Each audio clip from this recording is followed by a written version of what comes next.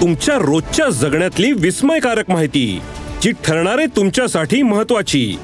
ऐका साम टीव्हीचा आज स्पेशल पॉडकास्ट, जे तुमच्यासाठी महत्त्वाचं तेच आमच्यासाठीही।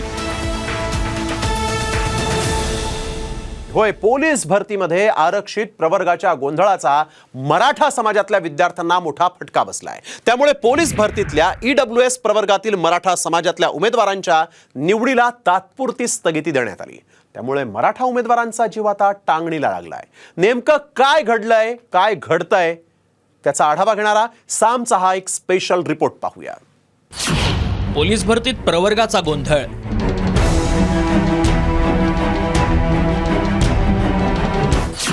EWS मधील मराठा विद्यार्थ्यांना फटका।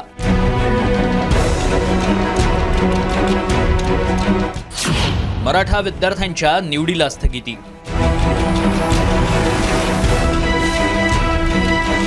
राज्यात मेगा पोलीस भरती सुरू आहे, मात्र या भरतीत सुरू असलेल्या आरक्षित प्रवर्गाच्या गोंधळाचा मराठा उमेदवारांना मोठा फटका बसतोय। याच गोंधळामुळे नाशिकमध्ये पोलीस भरतीत EWS प्रवर्गात निवड झालेल्या मराठा समाजातील भावी पोलिसांची उमेदवारी स्थगित करण्यात आली आहे। कारण या उमेदवारांची SC-BC आणि खुल्या प्रवर्गात निवड करण्याच्या सूचना देण्यात आल्या होत्या। त्यानुसार नाशिक पोलीस आयुक्तालयानं या मराठा उमेदवारांना हमीपत्र सादर करण्यास सांगितलं होतं, मात्र यातल्या काही विद्यार्थ्यांनी हमीपत्र देण्यास विरोध दर्शवला।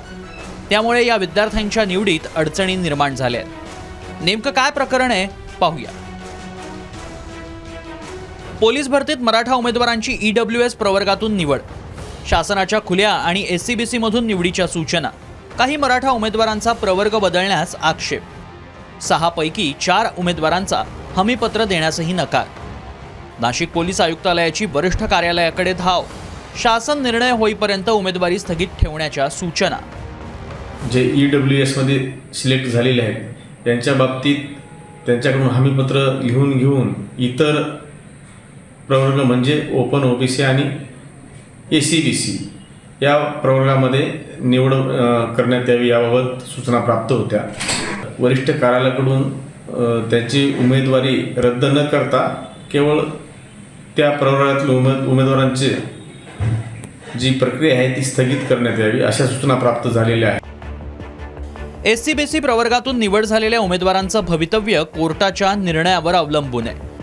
त्यामुळे आर्थिक दुर्बल मराठा विद्यार्थी EWS प्रवर्गातून अर्ज दाखल करतायत, मात्र त्यातही आता अडचणी निर्माण होत आहेत। त्यामुळे मेहनत करूनही अशा मराठा उमेदवारांचं भवितव्य टांगणीला लागलंय। या एपिसोडमधून मिळालेली माहिती कशी वाटली हे आम्हाला कमेंट्समध्ये नक्की कळवा आणि रोज ऐका बिंजपॉट्स ॲपवर किंवा तुमच्या आवडत्या पॉडकास्ट प्लॅटफॉर्मवर साम टीव्ही आज स्पेशल पॉडकास्ट।